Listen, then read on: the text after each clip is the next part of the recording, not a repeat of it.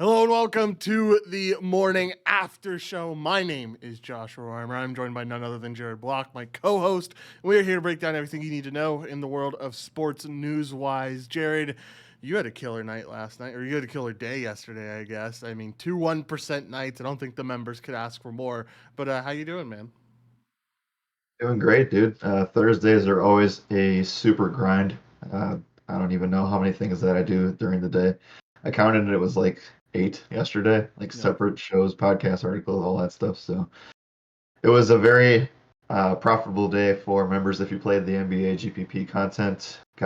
Was sweating a takedown probably until because that game actually last game of the slate went to overtime. So pretty much sweating it right down to the final second. And then also for the NFL content, FanDuel did very, very well. DraftKings, if you had Randall Cobb at captain, like I had mentioned to do, you did pretty well last night. Let's just say that.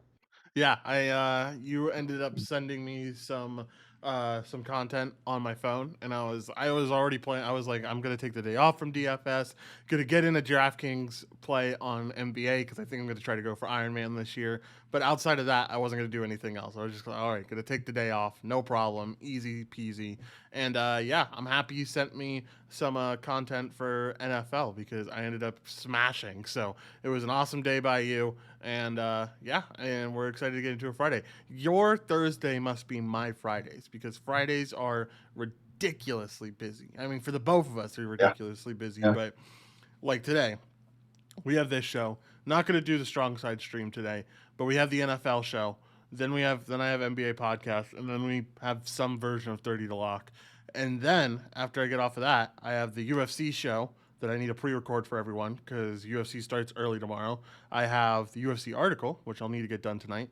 I have the NCAA article that I'll need to get done tonight, and the lineups for NCAA as well. So it's going to be a busy day today, but that's all right. We like to be busy. We like to make sure that we are busy for sure. Anything else before we get into some recaps of what happened last night? I don't even know if we have any time to, to do anything else. There's so much to talk about for this weekend as well as what happened yesterday evening. Yeah, like if I even get a chance to get into UFC, I'm going to be talking for 15 minutes. So there's that, and there's plenty of other things that we need to cover. So let's do exactly that and move into the first topic of the day, which is not what I thought it was. Again, I always fool myself because I write them up and then we talk for a little bit and then I completely forget.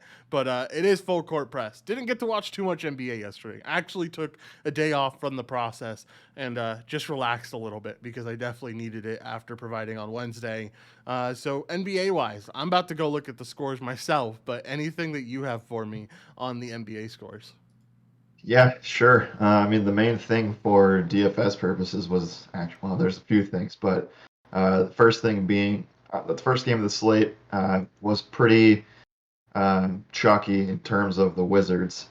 We got the news that Spencer Dinwiddie was going to be out early on in the day. We also got the news that Daniel Gafford was going to sit. So guys like Montrezl Harrell, Bradley Beal, and Kyle Kuzma went absolutely ballistic, and your boy played all three of them. Nice. Sean played, uh, Harrell and Beal as well. Uh, People did not play Bradley Beal last night, and it's because they wanted to play Luka Doncic, who uh, Josh, he had 4 FanDuel points at the end of the first half No way. because, yeah. Anyway, he was 100% on, so it didn't matter. That's kind of why I was sweating a takedown because I faded him. Uh huh. Um, but the Mavs, actually probably one of the crazier storylines of games yesterday. They were down 23-3 at one point in the first quarter, and I was like, oh, okay, this is how this game's gonna go. And then they ended up winning the game 104-99. So Wow. crazy things have happened, and Luca still finished. I think he still put up like 26 real life points. But yeah, his DFS day was kind of fucked after going only 4 FanDuel points in the first quarter or first half. Like I said, the Grizzlies Warriors game went to OT. John Morant was amazing. Draymond Green had a very good game. Steph was great too. And then if you haven't watched yet, the Bulls lost to the Knicks by 1 in United Center, but the Bulls had a chance to win the game. Julius Randle shot free throws with less than 10 seconds left, missed both of them.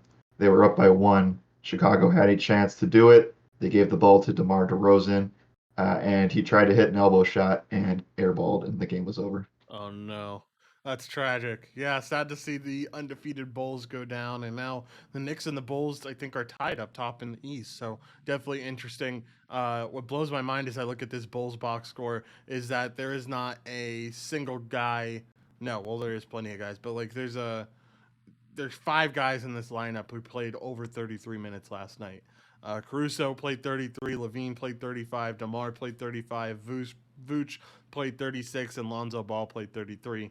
They're just minutes hoarding at this point. Like they're just it's almost like Thibodeau's back in town because these guys are getting run into the ground. Basically. And I don't think that this is a recipe for success, which is why they're the frauds. Yeah, long term it's definitely not. Short term it works out, but long term it definitely does not Yeah. work out. Um, yeah, Wizards had a really good game behind Bradley Beal. He stepped up without Dinwiddie. I saw that news and I was like, man, I wish I was on this slate because I would just load up on Wizards. This over OT game for the Warriors and Grizzlies is really interesting to me though. Like John Morant getting 30, Curry getting 30. Uh, Looks like it probably was a really good game, and I'm sad I missed out on it. Anything else from this game that I need to know? Yeah, I mean, it was supposed to be the fastest paced game on the slate. It really wasn't that way. Golden State came out early with the hammer and just started smashing them, scored almost 40 points in the first quarter. Yeah. And a lot of that was Draymond Green showing up big time in the stats column. Now, with that being said, it got close and the Warriors' defense got worse as the game went on. And yeah, John Morant pretty much willed his team to get to overtime. Then the final score of overtime was 6-3, Memphis over the Golden State Warriors. So that's kind of how that game ended. Kind Six of to three in OT. anticlimactic. Yeah, yeah, 6-3 in OT is very anticlimactic, for sure. All right, anything else on the NBA front that you want to talk about? I feel bad that I don't have much to contribute, but I really never have much to contribute on Fridays because I try my best not to watch too much sports on Thursday. No, again, it was a so just to recap, and we'll talk about this on the NBA show today. I won't be on it, but I'm sure it'll get brought up. Yeah. We mentioned yesterday a couple times, especially in tournaments, and in cash too. I mentioned it to you earlier this week that it's so important to now look at eligibility and really you're basically you're not locked into saying these are the best plays at the position anymore. You're saying are these the best players on the slate? Mm-hmm. That's kind of where you have to go with all of this. And I took a few stabs. I went Curry over Luka Doncic last night, and Draymond Green over a few really chalky other players. So it worked out for me.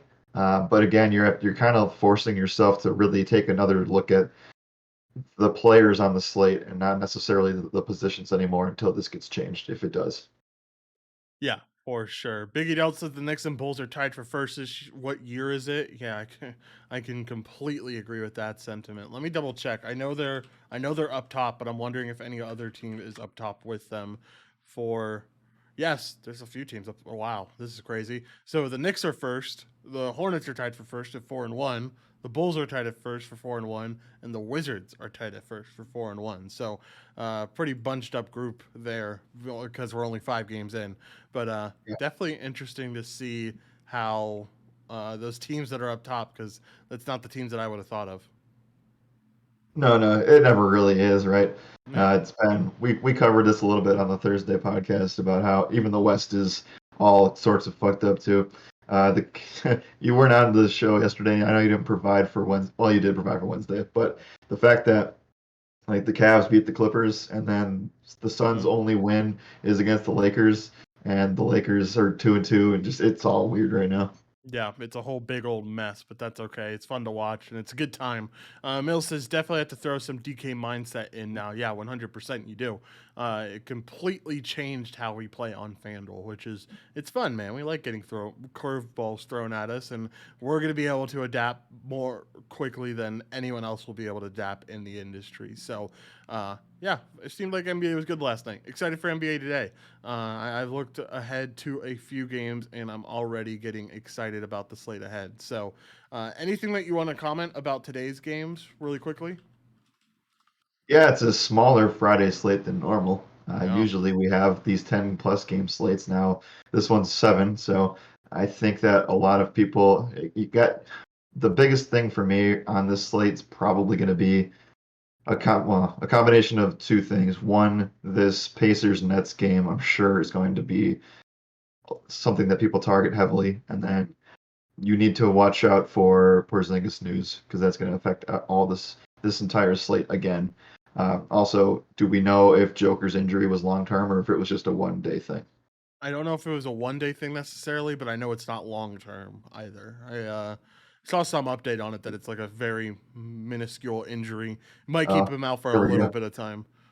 I didn't even see this last night, but the slate's already interesting.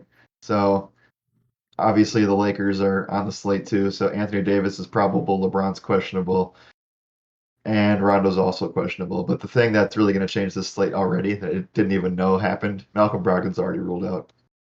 Oh, I did know about this. Yeah, that sucks.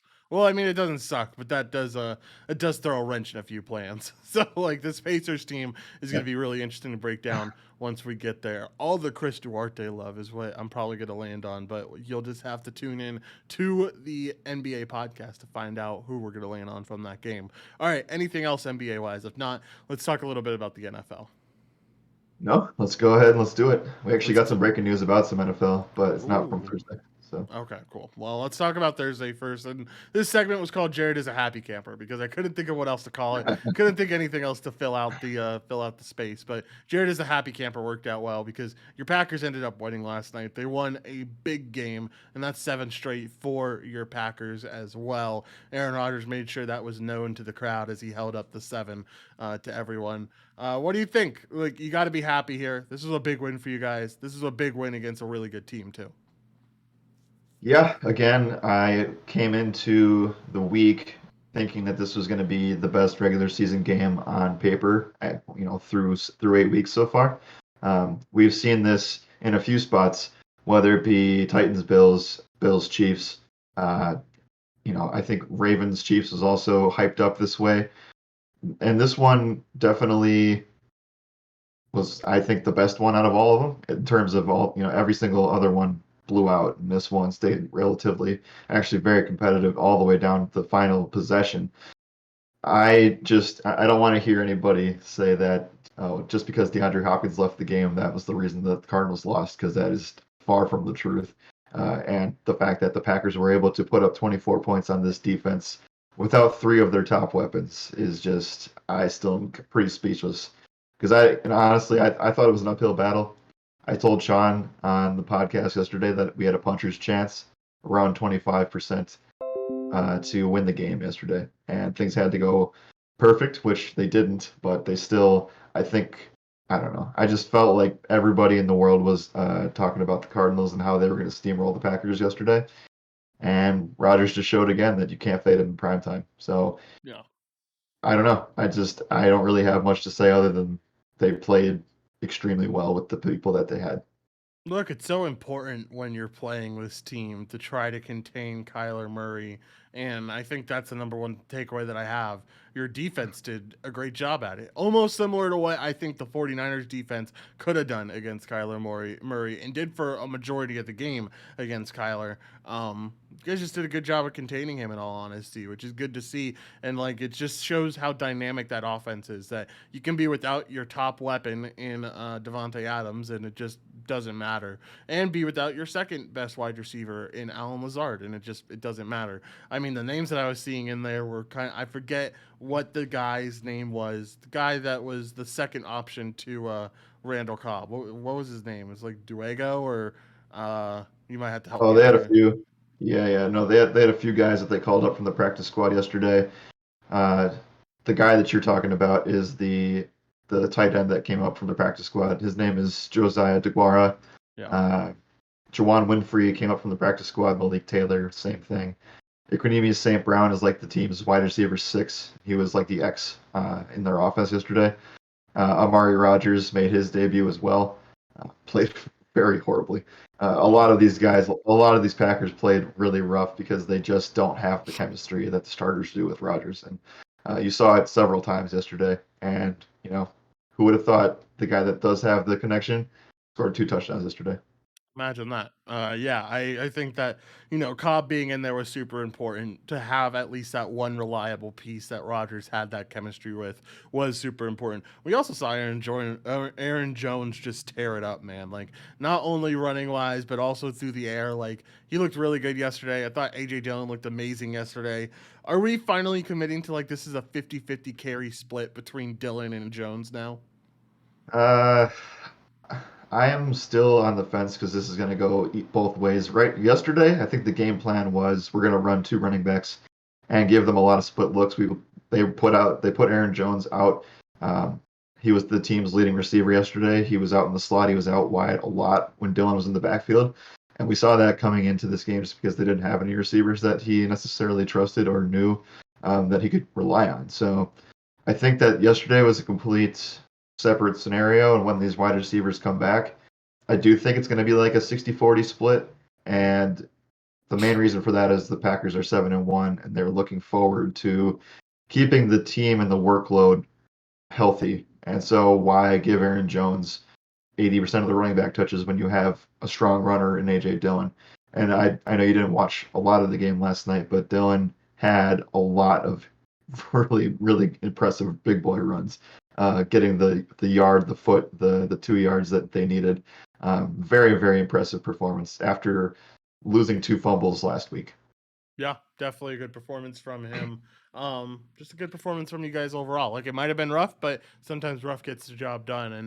And it's nice to see you guys beat this Cardinals team. I've been calling them frauds for such a long time, and I wanted that undefeated record to be done with, and now it is done with indeed. Anything else for NFL? Do you want to talk about what's upcoming for this week's slate? Do you want to talk about Thursday Night Football a little bit more? The floor is yours. Yeah, I'll save the weekend content for behind the paywall. It's going to be really interesting because now we're here, Josh. We're less or about 8 days away, 9 days away from Packers Yeah. Chiefs, and that they're coming in 7-1. Chiefs are who knows if Patrick Mahomes plays on Monday night, so it's going to be very interesting to see how that comes and goes. This weekend's slate is interesting for many reasons, and I mean we're not going to really know what's unfolding until we talk about this stuff on the podcast because it all comes down to Friday practice reports today. The last thing I'll say about the Cardinals, keep an eye on DeAndre Hopkins. He had a hamstring injury on the first reception, that 55-yard bomb that he had. Uh, he hurt himself in that play and then re-aggravated it. The injury that he was fighting all week long, and we'll have to keep an eye on Robert Tunyon too, who looked like he tore his knee up yesterday, like a season-ending type of injury. But then when they came back from commercial, he walked off the field. So again, I don't really know what that means, but that would be a huge blow to this Packers offense. So all in all, I think that the main storyline here was that Rodgers was able to get the job done, even though he only threw for 184 yards, and they were able to make the plays when it mattered most. Very interesting way the game ended, though. We haven't talked about that yet, so I'll keep it really short. But the fact that the game ended, and people are probably going to forget this later on in the season, but the Cardinals were driving. They looked like they were trying to go for the win. They didn't want to go to OT, and they started that last drive on their 1 yard line. And the fact that the game ended in an interception in the end zone when AJ Green was not looking is something people will forget about later on in the season. Yeah, that interception was crazy. I did get to watch that part of the game, and I was like, "Wow, that's unfortunate to say the least." Whoa, look at this.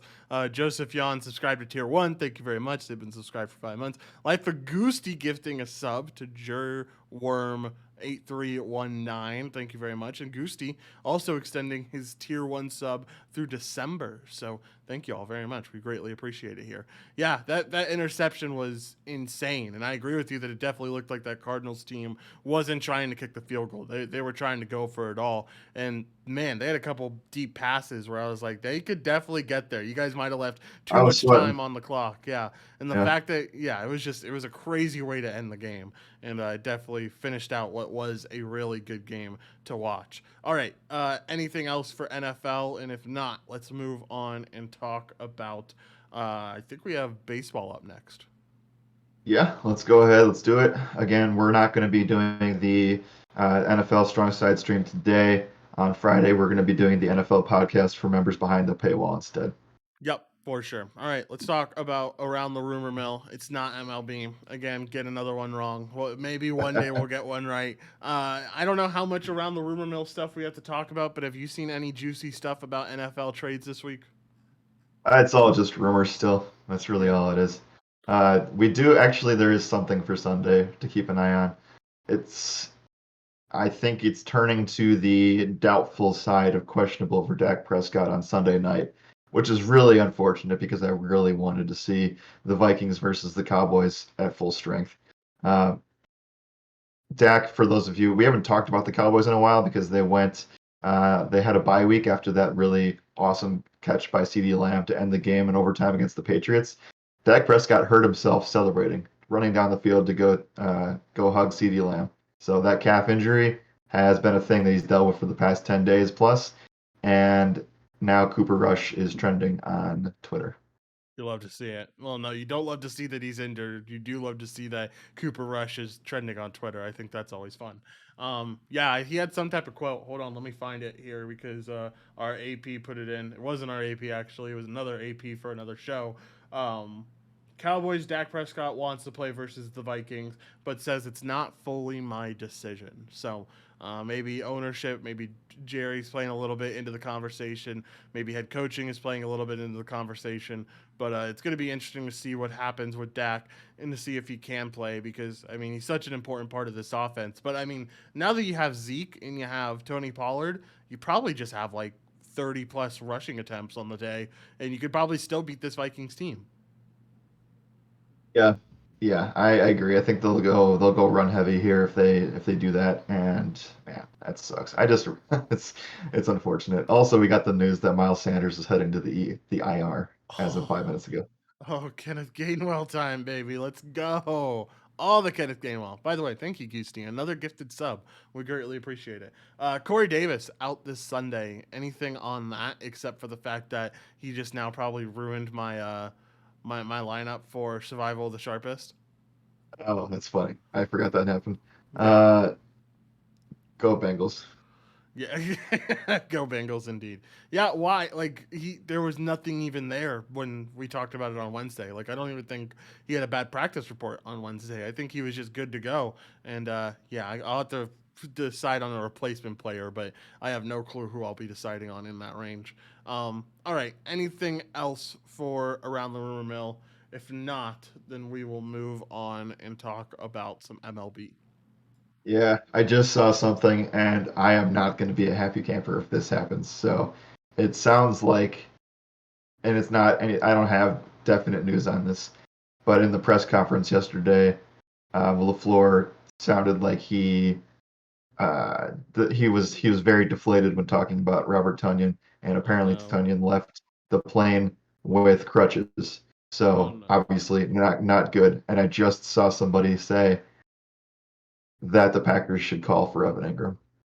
No. There would be nothing better in life than to see you guys trade for Evan Ingram and see you have to deal with Evan Ingram on your team for a full season. But hey, you never know. Maybe Ingram is the answer, and maybe Aaron Rodgers makes him right. Maybe it all works out in the end, but who knows at the end No, of the no. Jared's not willing to buy into it. I'm at least going to give Evan Ingram a chance. But yeah, we did see that Brian Flores said that Tua is going to be the starter for the rest of the season, barring an injury. So um, that's at least. I mean, like we both said that Deshaun Watson was going to get traded on Wednesday. It didn't happen. Still hasn't happened. Are we still having this unwavering confidence that he gets traded come Wednesday or come Tuesday afternoon? who knows? Who knows? I Who it's gonna be. I don't know. I still have no lean. I thought that he was gonna be traded the other day, and I'm just waiting to see it happen later. I don't know. knows? They play the Bills this weekend. They're gonna get embarrassed in Buffalo, and I feel like all the Dolphins fans are gonna turn on him, and then they're gonna trade for him, and it's gonna be a disaster. Yeah, you're probably right, and it is probably going to be a disaster. All right, let's move on. Let's talk about some MLB. Or we don't have underdog mentality here. I don't know why. Let's do inside the park here and talk about MLB. We have Game 3 of the World Series today. They're in Atlanta. It's all tied up at 1-1. What are we thinking here? This is kind of playing out exactly like I said, where they go 1-1 through the first home stretch for the Astros, and then it's all Braves for 3 games. But Yep. do you think the Braves can pull it off? Go 3 games straight here. I'm not really an Ian Anderson believer, and really haven't been this playoff series. I mean, he showed up in sometimes, but I think that it really comes down to can Houston's pitching keep them in the game. This is going to be a haymaker type of series. We saw how quickly they bounced back early in the game yesterday, and I don't know. I mean, do you believe? I just don't believe in either pitcher. That's kind of what it comes down to. So give me the Braves. I know it's not an underdog play. I know we're not doing that, but give me the Braves to win this one. I still think that guys like Freddie Freeman and Eddie Rosario are playing out of their minds right now, and these Braves are just continuing to impress. Look, you might not believe in Ian Anderson. I believe in Ian Anderson more than I believe in Luis Garcia at the very least, though. Yeah, Like, I think yeah, Ian Anderson is a solid pitcher, and Mills brings up the great stat that Anderson hasn't allowed over 2 runs in 7 postseason games. So he's definitely been a reliable starter for this Braves team. And I think Ian Anderson can get the job done here. So I believe in the Braves today at the very least. I don't know if I'm going to believe in them come game 4, game 5, but today I think they take a series lead. And I think just being in Atlanta is going to really help this team instead of being in Houston. yeah. It really will. And I guess, I mean, honestly, if you're the Astros, what are you looking for? Like, what is your? I know obviously the answer would be you win all of them, but what are you actually being? If you're an Astros fan, what are you being optimistic for here over these next 3 games? I'm just hoping we win one. Like if I'm an Astros Yeah, fan, because it gives us the chance to close out at home. You'll have to go 7 games, but like you get such a huge advantage if you can just take away one from this Braves team, preferably early. If you take one away today and you go up 2-1, it's kind of deflating to that Braves team because they're like, all right, well now we have to play out the other two in Atlanta, but then we automatically have to go back to Houston and try to close it out ourselves, or we're gonna lose. So it's gonna be interesting. But I would hope that you take one away from this Atlanta team on this home stretch for them, and then you can head back home and try to close things out. yep, exactly. I mean, that's the best hope here. I'm actually looking to see if we have updated series prices. We do. What do you know? Astros are favored now after I did not. only after winning game 2. Braves plus 110, Astros minus 130. Remember, we just talked about this after game 1. You could have gotten the Astros plus 144 Nope. after game 1 to win the World Series. Michael Brantley plus 600 to win World Series MVP. Yeah, he looked really good in game Yeah, 2. Yeah, yeah. yeah, That would be the reason. Jose Altuve also plus 650. I know he had a home run in game 2 as well. Freddie Freeman at plus 1,000. So we're not seeing where it was anymore, where we had a Brave as the favorite and the Braves as underdogs in the series odds. Clearly, Bet Online got a little bit smarted up and realized, hey, if we're gonna have a favorite here, we need a favorite there. All right. With MLB, we got news yesterday that we got some award finalists announced. So we're going to go through those really quickly and break down which guys we like from each spot. These are the. Which one are these? Is this Silver Slugger? No, it's not Silver Slugger. Where is Silver Slugger? Because that's what I want to look at.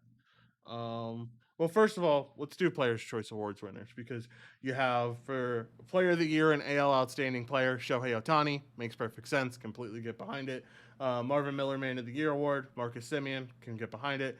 For NL Outstanding Player, you get Bryce Harper, can get behind it. Max Scherzer winning NL Outstanding Pitcher is kind of funny because he pitched for 2 different teams, but still got it. yeah. The Rookie of the Year or Outstanding Rookie is Jonathan India. I would have picked someone else, but I guess it makes sense. I guess it's okay. Comeback Player of the Year is Buster Posey. That makes a lot of sense. I can get behind that. Yeah, Outstanding sure. Pitcher, Robbie Ray. Outstanding Rookie for the AL, Mountcastle. And Comeback Player, Trey Mancini. Trey Mancini was kind of a lock for that, a comeback player, as long as he Yep. performed halfway decently. And then Nelson Cruz was named the Roberto Clemente Award winner, which is awesome to see from him. Any complaints here about these awards? Anyone else that you feel like should have got tapped instead? I yeah, I feel like my Brewers definitely got shafted by the Outstanding Pitcher award. Uh, No. because I don't know. I mean, I think that Burns and Woodruff both had amazing seasons, and I think they were right in par, if not better than Scherzer. Yeah, for sure. I definitely think that there are some interesting cases here, but I'm more excited to see like MVP and all those awards as well. We do get to talk about Silver Slugger though. For first base, it's going to be Vlad. It's going to be between Vlad, Yuli, and Matt Olson. I think Vlad's probably the clearest winner here out of everyone. But do you have? Can you make a case for either one of the other guys? No, Yeah, not just really. about right. Yeah, it's Vlad or bust there. Second base is a little bit more interesting. Marcus Simeon, Jose Altuve, and DJ LeMahieu. Don't feel like DJ deserves that spot at all with how bad of a season that he had. But Simeon, Altuve, which one are you leaning with? If you had to lean with one for Silver Slugger. Ah, man, this is Simeon. I mean, I don't know. I feel like his the change to a different team really, I don't know. I think that he was one of the flagships for the Toronto Blue Jays starting to get better. Yeah, I would tend to agree. All right, third base, Rafael Devers, Jose Ramiro, and Kyle Seager. I think this probably belongs to Rafael Devers. I don't think that Yeah. Jose Ramirez falls in the line here. He had an okay season. It just wasn't a great season. Shortstop, Correa, Bogarts, and Tim Anderson. This one's pretty close. I feel like all three of them had good defensive, or not defensive, really good offensive seasons. And Bo Bichette's in there as well. But is there anyone that comes out on top for you? Yeah, I think some of these are just really straightforward, and I think that Devers is probably the dude here. Oh, well, for Correa, Bogarts, Anderson, and Oh, Bichette.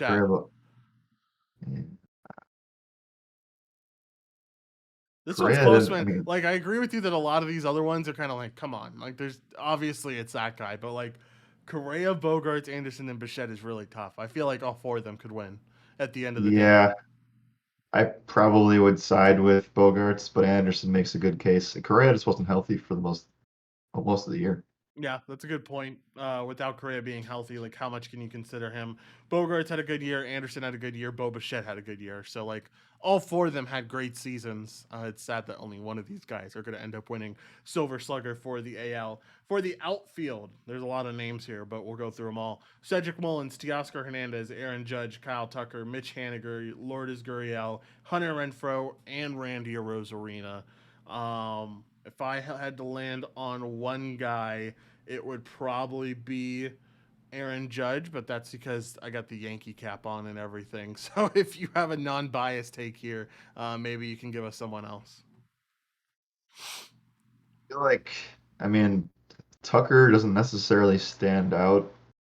Uh, Gurriel doesn't really stand out either necessarily. I don't know. This one's tough. I think Judge is just going to win because of popularity, to be honest. Yeah, that wouldn't surprise me. Mullins could also win this one. I know he had an amazing season. I think he had a 30-30 year, so definitely could be Mullins as well. And then for catcher, it's Salvador Perez, Zanino, and Gary Sanchez. I think if you don't give it to Easy. Salvador Perez, Yeah. you deserve that's a hate crime probably if you Yeah. don't give it to Yeah. Perez because Perez just had a monster year and he completely deserves that. And Gary Yeah. No, it's Sanchez is in Perez. this. It's Perez. Yeah, I How don't is even know why Sanchez is in there. Why is Sanchez in there? That's ridiculous. All right. And then for DH, this is definitely interesting. Shohei Otani, Jordan Alvarez, Giancarlo Stanton, Joey Gallo, and Nelson Cruz.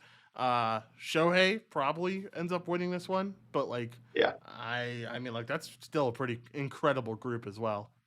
It's a very incredible group. I would, if I wasn't giving it to him, I would give it to Nelson Cruz. Yeah, Nelson Cruz did have a smash season, so definitely good to see. All right, now on the NL first base, we have Freddie Freeman, Joey Votto, Paul Goldschmidt, and Max Muncy. This is a little bit tougher. Freddie Freeman didn't really do it all season long. Joey Votto had Yeah. an amazing year. Paul Goldschmidt had a pretty decent year, and Max Muncy was on the Dodgers, so of course he's going to have a good year. Which one of these first basemen do you lean with? I think that they gave it to Freddie, and I know there was a stat that they've been showing now repeatedly where he he definitely turned it on at the right time. I think he hit like He hit around 200 for the first like 2, 3 months of the season, and then every single consecutive month after that, he was hitting above 300, and now he's doing the same thing in the postseason. So I think that he ends up winning it. I have someone at my door, Jared, and I need to get this because it seems important. So I will be right back. And if you could take over All here right. and talk about the rest of these, that would be fantastic. All right, sounds good. Second base for the National League, we have Ozzy Albies, Tommy Edman from the Cardinals, and Colton Wong from the Milwaukee Brewers. I think this one's pretty clear. I think it goes to Ozzy. I know he was out for some of the season, but all three of these guys were out in some fashion. So I think Ozzy. It just comes down to what team makes it further into playoffs. I know it shouldn't be that, but I think that sways things a little bit. I know the regular season awards, but Ozzy clearly the guy in this range. Third base, Nolan Arenado, Manny Machado, Ryan McMahon. I think it's clearly between Nolan or Manny. I wouldn't disagree with either of them. I will say that the Padres' collapse towards the end of the season will probably end up shifting this towards Nolan Arenado as well. So give me him. Shortstop, Brandon Crawford, Francisco Lindor, Kevin Newman. This one's very clear as well. It's all Brandon Crawford had an amazing season this year, carried that Giants team. I'm surprised we're not seeing more Giants players on this list. So I think it's clearly Brandon Crawford out of those three guys. And then in the outfield, we have Tyler O'Neill, David Peralta, AJ Pollock, Harrison Bader, Brian Reynolds, Jackie Bradley Jr., Mookie Betts, Adam Duvall, Mike Yastrzemski. So, all right. And then there's some other guys that are listed here: Juan Soto, Castellanos, Harper. Yeah, Duvall. I mean, can you really say Duvall's in that conversation? I guess. Winker. Okay. Yeah, I think that Cincinnati guys should win this. They probably won't. It's because of the way of how the team ended. So that's man, I don't know. I would like to give it to Jesse Winker. I think that he deserves this. But I think that a guy like Bryce Harper or Juan Soto is going to win. So again, I'll stand by saying Nick Castellanos or Jesse Winker, but they're probably not going to end up getting the award. So that's kind of how that goes. But yeah, we're all good there. And let's see if I can find some of these other plays here. Oh, catcher. Catcher, we had, yeah, Will Smith, JT Realmuto, Omar Narvaez. I think it's Will Smith. And then the pitchers, again, I'm surprised that Brewers pitchers are being kept out of all of these awards.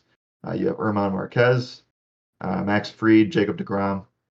Why is Madison Bumgarner on this list? I have no idea. So it's probably DeGrom or Fried. Again, like Fried pitching in the World Series certainly swings this in his direction. But again, yeah, I don't know. We'll see. We'll see what Josh thinks about some of these because I'm scratching my head on the National League side of things. It should be solely based on play and not standings, etc. Yeah, no, I agree. I agree. Yeah, I definitely, in terms of the Jackie Bradley Jr., David Peralta, I was looking at the wrong list, so that's my bad. I was looking at the, I was looking at the fielding side of things, not the hitting side of things. Getting an update from Josh here. All right, he's going to be out for a little bit. All right, let's talk. Let's move on from the baseball side of things. If I were to look at the World Series odds for today, like I said, minus 114 for the Braves. Houston Astros, Garcia is getting a plus 104 dog on the road here. Game total sits at 8.5. Kind of feels like a spot where we're going to see more runs today than we have in the other two games. I know the Braves put up a bunch in game one, but this kind of feels like as the series plays out, we're going to see more and more offense from both teams as they try to figure out how they're going to adapt with their pitching staffs. Obviously, the Braves are going to be without Charlie Morton. They've used quite a bit of their bullpen through the first two games. Really need Anderson to go 5+ innings here because otherwise they're going to be in for some really big trouble. And on the other side, the Astros are in the same boat because they had to take Robert Valdez, who they thought was going to pitch 6, 7 innings in game one, only pitched two. They were forced to roll out a lot of guys in that game and then in game 2 as well. So I don't know. It's going to come down to. I'm really interested to see if they start Greinke in game 4 because that's going to probably be where the tide turns and the floodgates open and all the runs start coming in for both teams. And that's why I think that this thing still goes 7 games. So it'll be very interesting to see how it goes. Mills says Anderson and over. Yeah, I definitely don't mind that. So the run line is 8.5 right now for the total. I would expect that to, and there's a little bit of juice towards that. So if you're betting 8.5 over, you're getting it at minus 120. I would assume that it probably gets closer to 9 as we get closer to first pitch here. I don't like the Braves, but I think Anderson goes 6-7. Yeah, again, Josh has more faith in him than I do. I think that he probably goes around 5 and gives up a run or two. Um, eventually these things are going to start. Eventually, these two teams are going to start hitting, and I know that it's kind of been like one team hits in game 1, one team hits in game 2, but I think that at some point the levee's going to break, and both pitching staffs are going to be in some serious trouble, and yeah, it's going to go back and forth like we mentioned. Let's see, World Series odds. Just going to update that really quick. I know that we had mentioned some of the Astros. Brantley plus 600, Altuve plus 650. Now then you have Freddie Freeman plus 1,000, Kyle Tucker plus 1,000, and then you can start taking some shots if you think that this series takes a turn one way or the other. You can get Kyle Tucker plus 1,000, Eddie Rosario plus 1,100, Jordan Alvarez plus 1,200, Jorge Soler plus 1,200, Carlos Correa plus 1,400, Ozzy Albies plus 1,600, and there's a bunch of guys that are tied for plus 1,800 and above. So if you think that this series starts to swing one way or the other from some big at bats from one of these guys, feel free to hammer those because honestly, any of these are considered long shot options, right? Even getting plus 600 or plus 650 from Jose Altuve or Michael Brantley is going to be an insane payday at the end of the day. So I don't mind any of those. If I had to lean one way, I would lean actually with Freddie Freeman at plus 1,000 in the case that the Braves win the World Series. So you got to pick a team, then you got to back a player. So that's what I'm doing. I'm going Freddie Freeman and the Atlanta Braves. Yeah, Rosario also a great pick too. Let's move on. Let's go. Let's talk about some of the other things that we're going to talk about on this show. Um, let's see here. I guess we can. Well, if you guys want to hear me talk about UFC 267, you are in the right place because I'm not the guy that can talk about that. One thing I can talk about is that we got breaking news yesterday evening. Kind of shocking news, actually. Bob Melvin left his job as manager of the Oakland Athletics and has decided that he is going to go to the Padres for a 3-year contract.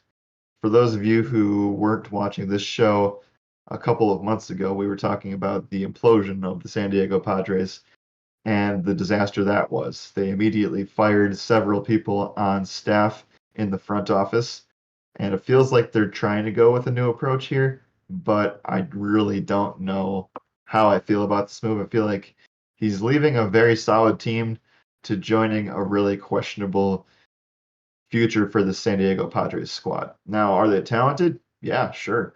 They definitely are. But at the same time, it's like the Dodgers aren't going to get any worse. And the Giants just proved that they could win 100 plus games in a season. I don't know, man. I feel like you have better chances in the AFC West. I know Houston's great, but at the same time, I don't really know. I don't know. The A's didn't have that bad of a year. They actually had a pretty good year until the last week and a half of the season when they decided that they were going to lose to Seattle a couple times. But I don't know. Maybe it's money. Maybe it's location. Maybe it's star power. I don't know what the case may be, but Bob Melvin heading to the Padres sounds like I mean, I don't know. He's very, very well respected general manager. So when things happen like this, it's very strange to me because maybe they think that they can turn, like he can turn this team around and maybe establish more of a culture. But at the same time, it's like, man, I feel like you're joining a worse team than the A's. But that's just me. Again, the Padres were supposed to be the team that took on the Dodgers to be the NFC, the NL NFC, the NL West division champs here. So I don't know. We'll see how it goes. I don't have very much optimism, but I think Mills I think that's more of what it is, right? I think it's location. It might be money too. Who knows? But again, I don't know how much money they even have left because they're spending it on all their players that are underperforming. So we'll see what happens with Melvin. Gonna see now, because the last thing that we have to talk about on today's stream is UFC 267. So I know that this is in Abu Dhabi and it locks very early. So for those of you who are playing this weekend with Josh's content, just keep that in mind. We're going to be pumping it all day today on socials. So do not forget to enter some UFC contests.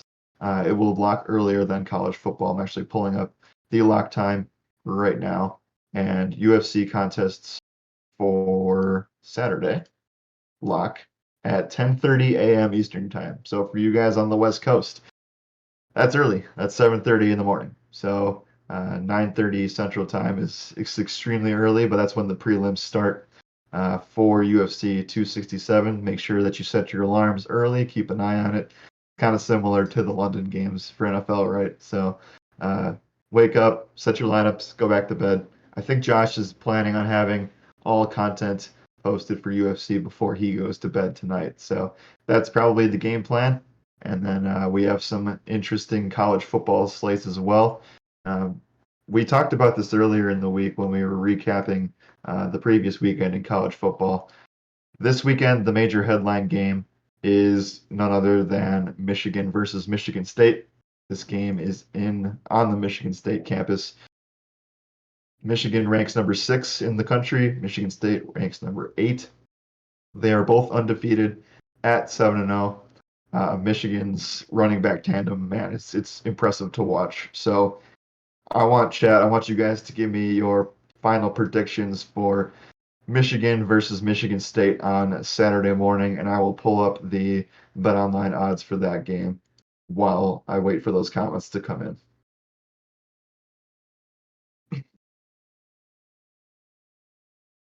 All right, gonna find it here. We also have an interesting matchup between Iowa and Wisconsin. Wisconsin's minus 3.5 on BetOnline right now. As of right now, as of Friday morning, Michigan is the favorite here in Michigan State. They are 4-point road favorites. So if this game was played on a neutral site, Michigan would be a touchdown favorite over Michigan State. So that kind of tells you something a little bit.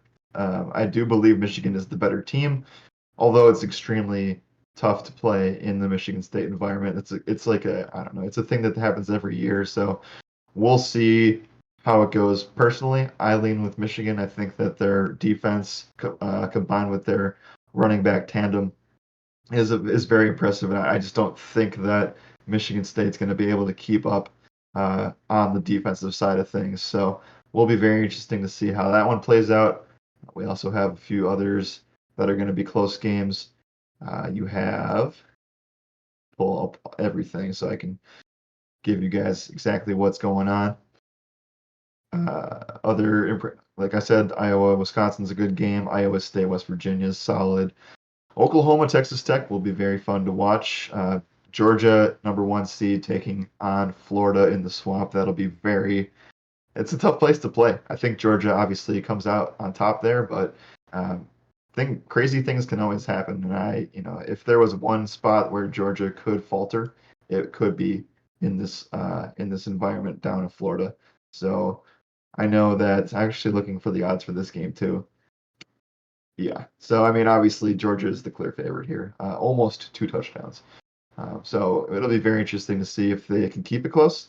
But yeah, I think that's. Oh, here we go. Josh said he will not be able to finish the rest of the stream, so he just wants me to tell him when we can end it. So unfortunately, guys, we're gonna have to keep the UFC 267 stuff behind the paywall, and we're gonna call this one a wrap today.